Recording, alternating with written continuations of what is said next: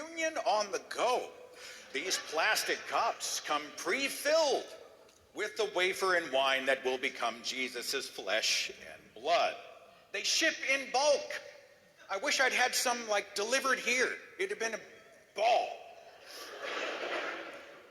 They ship in bulk. They are distributed like little cups of coffee creamer to the entire congregation. Religious cannibalism has become an entire industry. Metal case, and this 4-person blood and flesh dispenser is a genuine bargain at only $67.50 plus tax. Hymns were covered by the blood. Nothing but the blood. There's power in the blood. Are you washed in the blood? And of course, the blood message is echoed in contemporary versions of these hymns.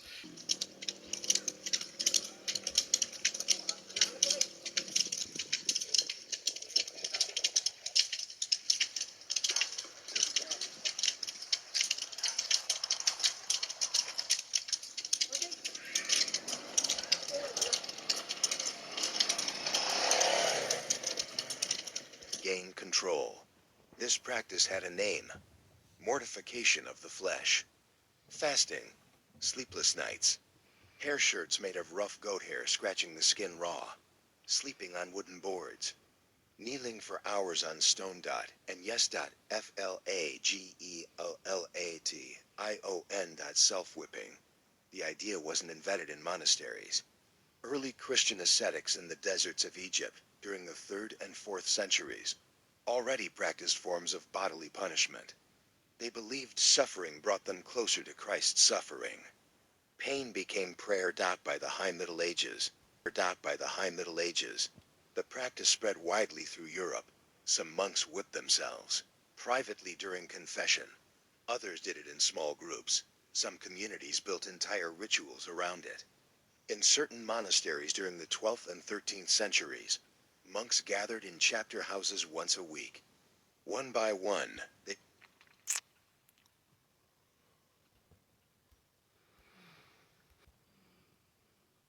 Sharing in suffering, one imitates Christ and purges sin. The flesh is not the enemy to be entirely destroyed.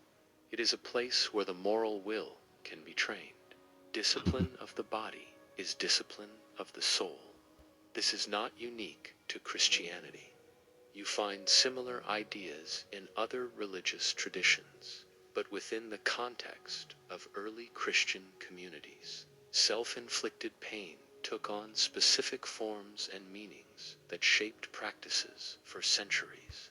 Not all Christian other religions. But the funny thing about the Christian religion, it's okay when they do it, but nobody else. Fucking hypocrites. Anyway. Practiced self-mortification. Many thinkers warned against extremes and urged moderation. Yet the cultural and historical conditions of late antiquity made ascetic acts appealing. Empire and church were entangled. Corruption, wealth, and the spectacle of power created anxiety. So we're gonna debate on this or what? Because it's ridiculous.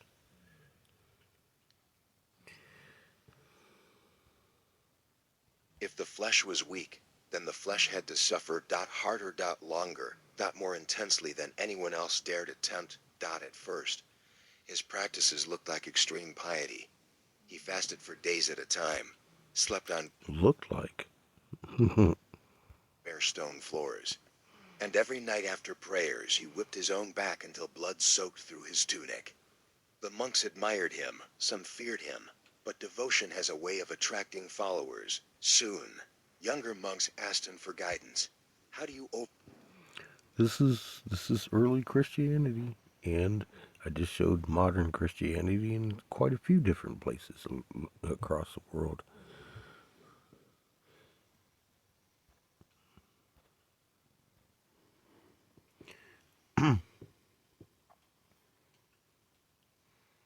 And it's currently in practice still.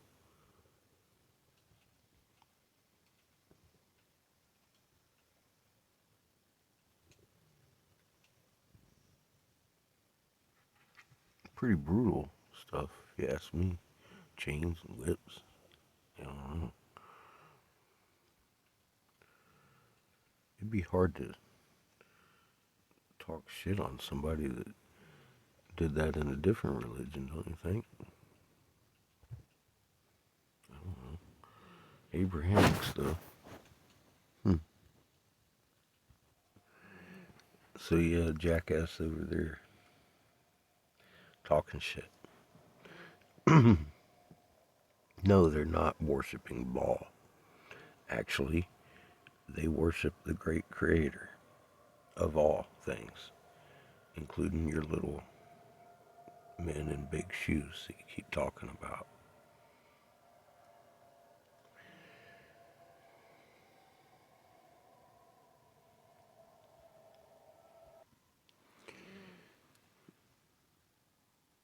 You can read what it says, but I gotta tell you, it's not self-injury. These people were professionally pierced. I thought it was really quite amazing myself, just watching the process. Um, and yeah, you're just a fucking racist, ugly, angry hypocrite. Um, Typical. So there's that, Lee. Back in your face, bitch.